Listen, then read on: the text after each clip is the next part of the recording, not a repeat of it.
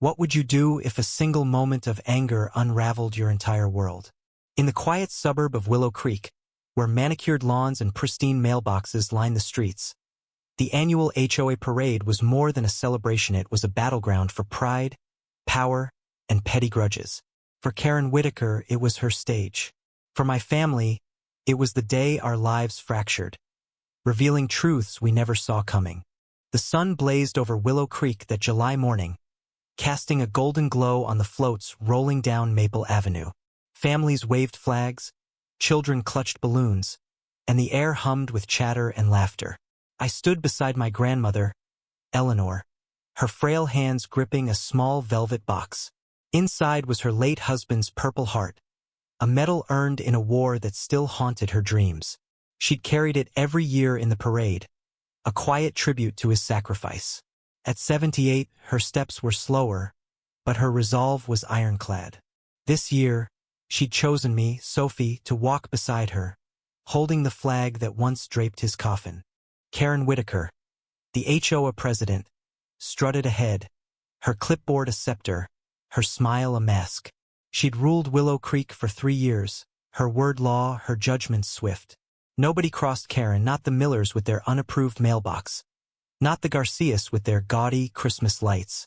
She thrived on control, and the parade was her crown jewel. But today something was off. Her eyes darted to Eleanor, lingering on the velvet box, her lips twitching with disdain. "Eleanor, you know the rules," Karen called out, her voice cutting through the crowd. "No unapproved items in the parade. That box isn't on the list." The crowd hushed. Eleanor's hands trembled, but her voice was steady. "This is my husband's medal, Karen. It's not a decoration. It's his legacy." Karen's laugh was sharp, like glass shattering. "Legacy? It's clutter, Eleanor. Hand it over or you're out." Whispers rippled through the onlookers. I stepped forward, my heart pounding, but Eleanor squeezed my arm. "Let me handle this, Sophie," she whispered. Her eyes, though tired, burned with defiance. She opened the box, revealing the gleaming Purple Heart, its purple ribbon catching the sunlight.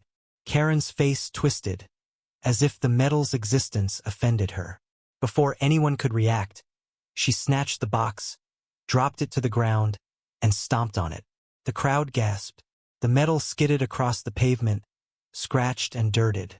I lunged forward, fury blinding me, but a hand yanked me back. It was my brother, Lucas, who'd been watching from the sidelines. His face was unreadable, his grip like steel. "Not now, Sophie," he said, his voice low. I didn't understand why he stopped me. Lucas, the quiet one, the tech nerd who'd moved back to Willow Creek last year, was never one for confrontation. But his eyes were locked on Karen, and something in them chilled me. Karen smirked, tossing her hair. "Rules are rules. Let's move on." The parade resumed, but the air was thick with tension. Eleanor knelt to retrieve the medal, her hands shaking as she brushed dirt from its surface. I helped her up, my chest tight with rage and helplessness. The crowd dispersed, but the wound lingered.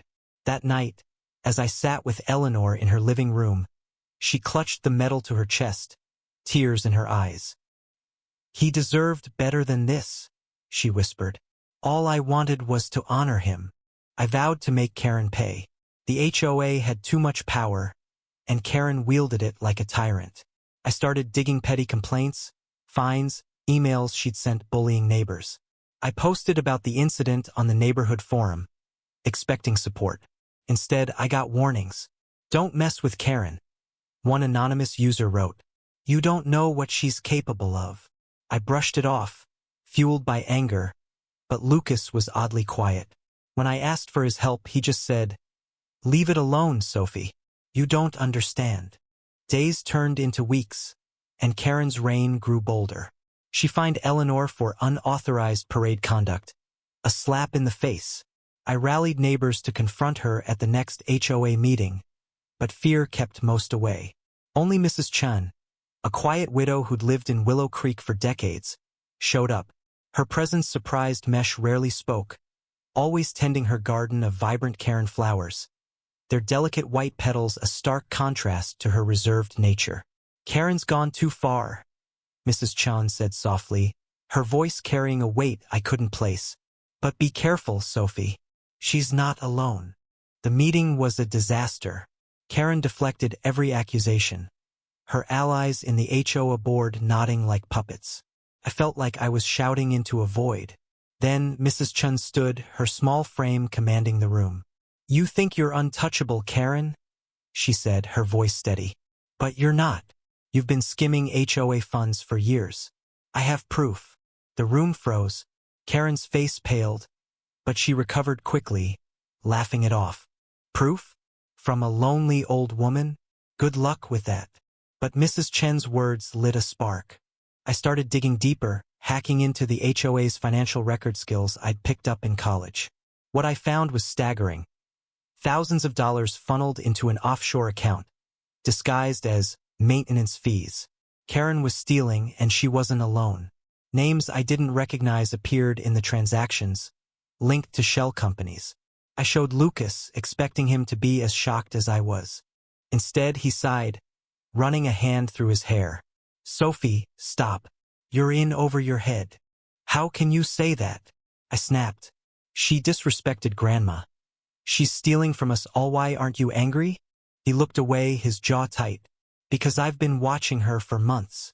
I'm with the FBI. The words hit like a punch. Lucas, my nerdy brother who fixed computers and avoided drama, was an FBI agent? He explained in hushed tones. He'd been undercover in Willow Creek, investigating a money laundering ring. Karen was a small player, a cog in a larger machine tied to organized crime. The HOA was a front, and her petty tyranny was a cover for something far darker. That metal incident, he said. It wasn't just Karen being cruel. She was testing Eleanor, seeing if she'd back down. They know she's connected to Grandpa's old military contacts. They're paranoid. My world tilted. The parade, the medal, the HOA was all part of something bigger. Lucas begged me to stay out of it, but I couldn't. I went to Mrs. Chun, who revealed her own secret. She wasn't just a gardener. Her late husband had been an accountant for the same crime ring, and she'd been quietly gathering evidence since his accidental death years ago. Her Karen flowers, she said, were her way of remembering him, each petal a promise to fight back. Together, we planned to expose Karen at the next parade, where she'd be distracted by her moment in the spotlight. Lucas warned against it, but I was done waiting. On the day of the parade, Mrs. Chun and I slipped into the HOA office, uploading the financial records to the neighborhood projector. As Karen basked in applause, the screen behind her lit up with evidence. Bank statements, emails, proof of her theft. The crowd turned on her, their cheers souring to boos. Karen's face crumpled, but before she could flee, Lucas stepped forward, badge in hand, agents emerging from the crowd. You're under arrest, he said, his voice calm but final. Karen screamed, cursing Eleanor, me, everyone. As she was cuffed, she spat at the ground where the Purple Heart had fallen a year ago. It was over, so I thought. That night, Eleanor sat me down.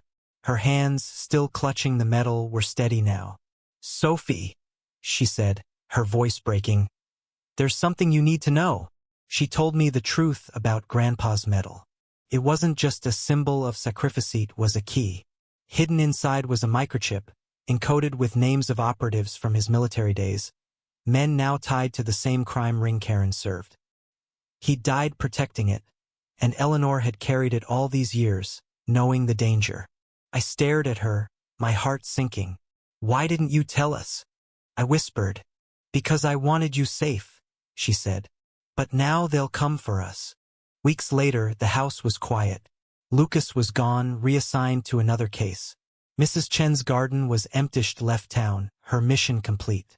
Eleanor sat by the window, the medal in her lap, her eyes distant. I wanted justice, but all I felt was loss. The parade, the medal, the truth, it had cost us everything. Willow Creek was no longer home. It was a battlefield, and we were its casualties. ND.